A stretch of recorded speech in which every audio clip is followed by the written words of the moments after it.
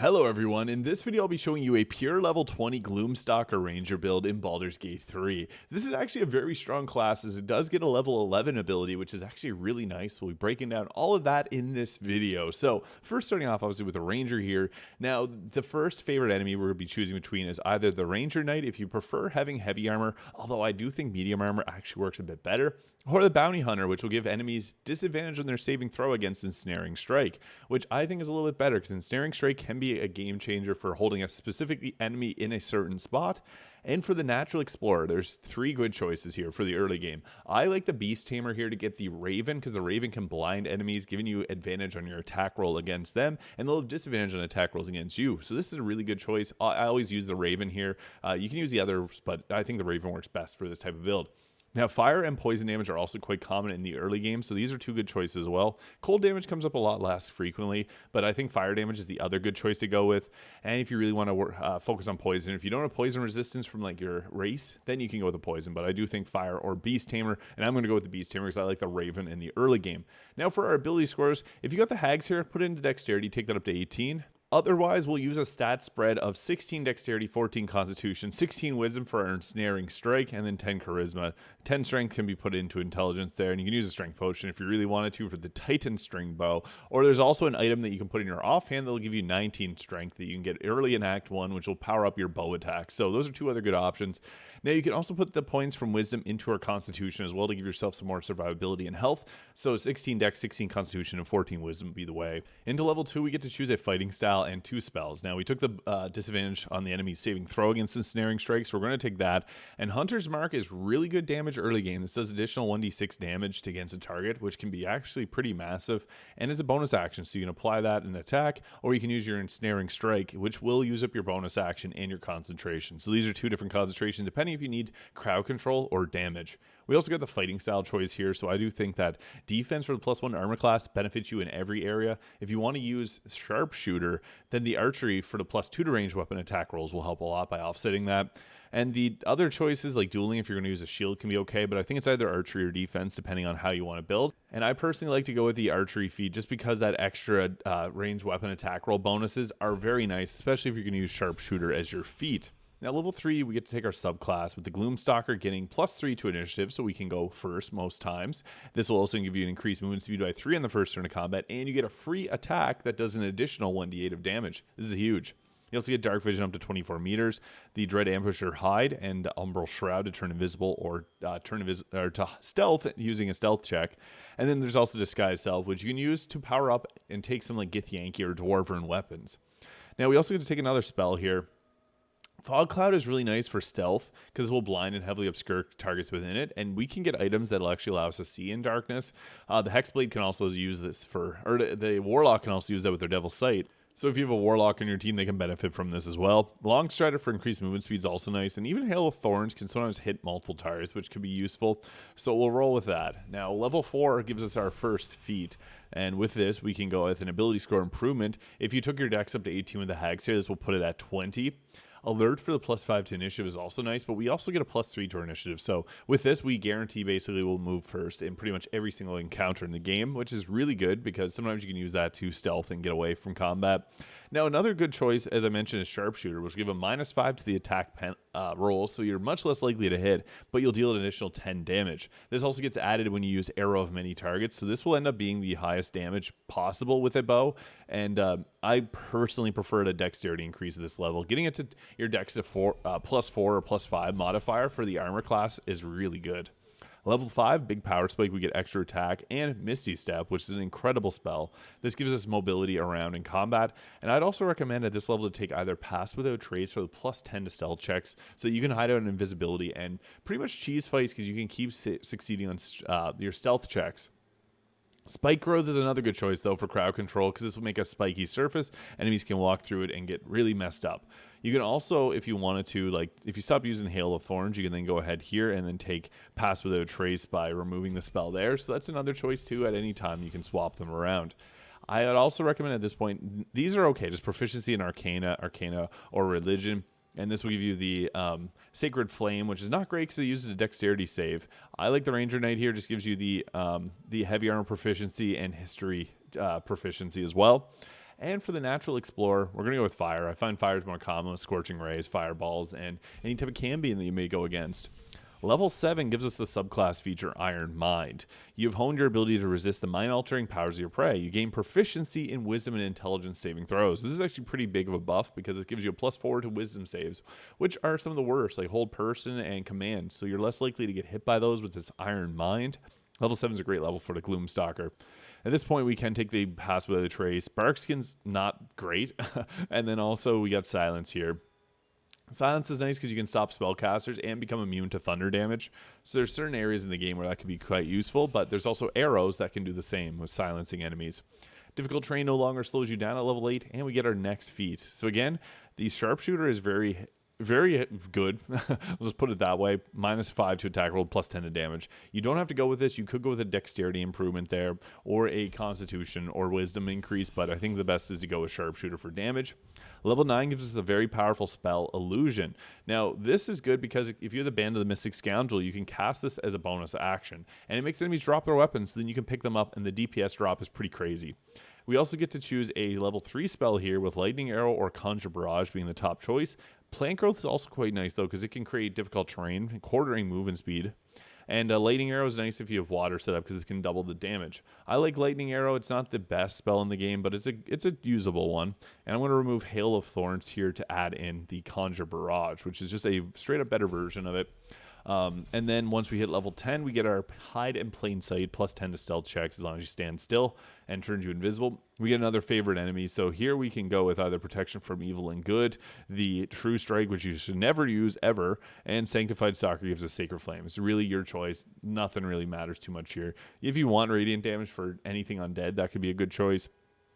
Now, at this point, I'd recommend Poison will still pop up somewhat frequently, but I think cold damage is more common at this point, so I think this is a better choice just because Cone of Cold and things like that can hit hard, and Luke's Freezing Sphere, so we're going to go with that. And once we hit level 11, we get our final subclass feature, which most people don't take because most people take Gloom Stalker Ranger just to level 5 and then multi-class in like the Rogue, Thief, or even the Fighter, or both. But this gives us Stalker's Flurry. You're swift enough to make an attack. You turn a miss into a new strike. So whenever you miss with a weapon attack, you get a free extra attack. So no action, no bonus action cost, free attack. This is great because you're going to miss attacks. It just happens. This is great to be able to turn those misses into hits. And especially with Sharpshooter, that's just going to help out quite a bit. Now, I'd recommend grabbing Plant Growth here because with this, it doesn't require concentration. You can crowd control using it. It's really good and underrated spell. Although some people like to have the Hail of Thorns there. I just don't love that Hail of Thorns uses your bonus action. But level 12 gives us more health, but also another feat. Now, you can add in a single level of the War Cleric to get bonus action attacks if you really want to, and it's another wisdom-based class, so it just makes sense. But I think that for this purpose, I'm going to do level 12 builds for a lot of different subclasses because people have been asking for them. So for the final feat, Alert for +5 to initiative. This means you're going to go first every single time in combat. It's pretty crazy. I do like the increase to dexterity. If you didn't use the Hag's Hair, which I didn't use for the purpose of this build video, but you could potentially get your dexterity up to 20 earlier. Sharpshooter, and then if you want to use hand crossbows, the crossbow expert is a really good choice because this will allow you to make attacks at close range without disadvantage, and that means it allows you to use the ballist armor to double the damage of piercing attacks, which is actually pretty crazy. I also think that just going with the dexterity improvement can work great, though, if you don't want to go with the crossbow expert, as sometimes you just want to use a bow or something like the Titan string bow for maximizing your damage. All right, so as for gear, we have a lot of really great options. I like to have some way to be able to see in magical darkness, so if you get the Steel Watcher's helmet, the Eversight ring from Act 2, or Shar Spear of the Evening, these are all 3 great weapons that allow you to see in darkness and give you blind immunity, because one of the best items for an archer is actually to use the Arrows of Darkness, because with these, we can see in the darkness and enemies can't, so it's perfectly a good strategy for defensive, but you don't have to use this. Just going to mention at the start because it is really good. Now, if you're not going to use that, you could go with the Haste Helm to increase your movement speed, especially early on in the fight. The Massive Soul Perception will offset the Sharpshooter downsides pretty well too. And even the Horns of the Berserker or the Helm of Baldur can be nice because it gives you stun, critical hit immunity, and you also get a +1 to armor class. I'm going to use the Steel Watcher helmet here, and Cloak of Protection will give a +1 to armor class. Armor of Agility, since we have a high dexterity, we'll add our full dexterity modifier, giving us a 27 AC, which is pretty crazy, and a +2 to our saving throws. I also have the Gloves of the Belligerent Skies, because whenever you deal thunder, lightning, or radiant damage, you inflict 2 turns of reverberation on the target. Now, this is a fun interaction, because if you have a team member with the Drake Throat Glaive, what you can do is use the Draconic Elemental Weapon and apply the extra lightning damage or thunder damage onto your teammate's weapon. So then, boom, now I got an electrical bow, which is just great. So this adds the extra damage onto that. So then we can stack this up pretty easily. Now, you could also, if you don't want to, go with the Hellas Gloves for extra fire damage on your attacks. Even the Gloves of Missile Snaring can prevent other ranged attackers from attacking. You can dump Dexterity, use the Gloves of Dexterity. There's a few other really great options. I also even like the Wondrous Gloves for +1 to your armor class. That can be pretty useful as well. Evasive Shoes are +1 armor class, or you can go Boots of Stormy Clamor to give 2 turns of reverberation when you apply a condition, or Disintegrating Nightwalkers to give the another Misty Step for free. I personally just like the Evasive Shoes on this one for the increased armor class. Now for rings, I have the Band of the Mystic Scoundrel. I could put on a ring of armor class, the helmet of armor class, and the gloves, and we get a 30 AC, so it's actually pretty tanky. The Band of the Mystic Scoundrel allows us to cast our illusion or enchantment spell. So we get fear there after a weapon attack. This is actually pretty good if you're not using this on somebody else. But if you are using it on someone else, things like the Caustic Band, since we're going to do multi-attacks, this just adds 2 damage to every attack, which is nice. And especially if you got Arrow of Many Targets. Also, the Shadow Cloaked Ring is pretty useful if you got Stealth on your team. And what's cool is it even applies to things like Conjure Barrage. So the acid damage is added to that as well. Pretty great. You can also add in something like the Strange Conduit Ring and add extra psychic damage and hold a concentration on spike growth. The Ring of Protection is also a good choice too. So those are a few different rings. I just like the Band of the Mystic Scoundrel if you don't have someone else using it. Now for weapons, I have the Sharp Spear of the Evening, but an early Act 1 item that we could go with is just the regular old Fowler Alluve. This will give thunder damage on area of effect whenever we attack using the Shrieking Song, which also gives negatives to the enemy saving throws. We also got Viconia's Walking Fortress here, which is the best shield in the game, and Gaunter Mail. Now, earlier in the game, you can use the Titan String Bow, and I probably should use the Titan String Bow when I want to show some cool situations you can use with Gaunter Mail. So just to be clear, use the Titan String Bow. That's just the best bow in the game. If you're going to use you have to use a Strength Potion, though. If you don't want to use Strength Potions, or you're just going to do what I'm doing here, this will apply Guiding Bolt on targets, giving you advantage on the next attack roll. It also glows bright, so if you have some team member as a caster, like Gale here, with the Coruscation Ring, this will give Radiating Orbs on their spells, so that's good too. And it also gives you Celestial Haste, which gives you haste for free for 5 turns, and doesn't give you the lethargic condition when it ends. So that's actually very, very strong. Always make sure to summon in your Fine Familiar. As mentioned, the Raven is really good here because it can give you the ability to blind targets. It only has 1 health, but it'll draw attacks away from your team for 1 hit. Now, before getting into a fight, you can set up Darkness using Arrow of Darkness. They only last for 3 turns, just a heads up. For our first turn in actual combat, it's smart to set up Hunter's Marker if there's a target with a lot of health. This is a good concentration to have since we don't need to hold a concentration on Darkness. You can also set up Spike Growth if you want to use your concentration, but we get a first turn extra damage attack. So we want to use this on a target that is actually going to give us a hard time. So that is this target right here, the Spellcasters. So that was enough to explode them, taking them out. That was exactly what we wanted.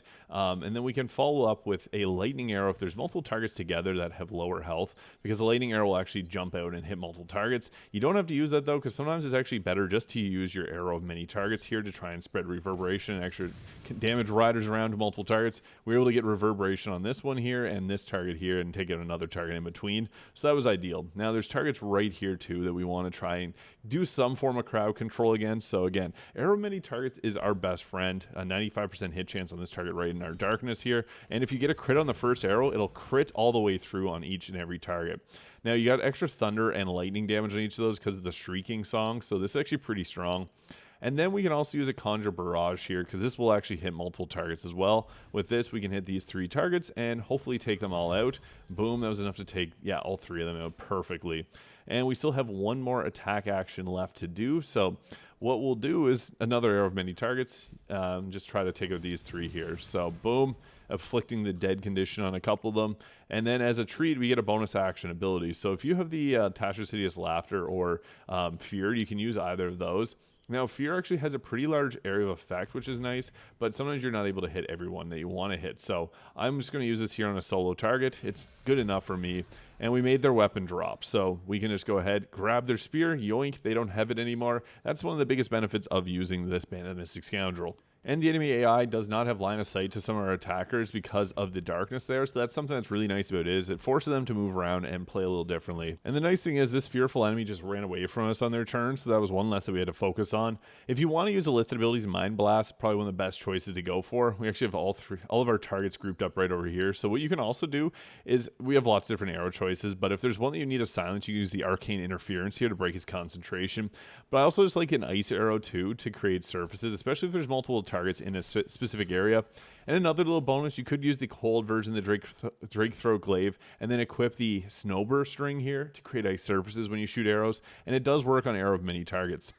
Now I guess we could go with a ensnaring strike there against the target, but we're just going to go arrow of many targets. Really stock up on these as much as you can, because this is able to apply not only guiding bolt on targets, but reverberation. And that's what we're doing, is we're trying to set up advantage for our teammates, stay alive ourselves, and then also get a lot of extra conditions in. We also have our Raven here, which didn't actually enter combat. So that's one thing with the darkness arrows, because sometimes they can enter combat or not even actually properly enter combat. We got another attack here. I would recommend using the Conjure Barrage if you can at anytime there's enemies close together. I'm going to use a lightning arrow here just to showcase this. It's not the best choice for damage, but we were able to get 2 targets taken out with that, so that's worth it in my eyes. Now we have one last action we can take, and or one last bonus action we can take. So we're going to use the Shrieking Song negative here, drop his weapon, so he can pick that up. I'm not going to go that close to him, but we just end our turn there, and he's just going to run away.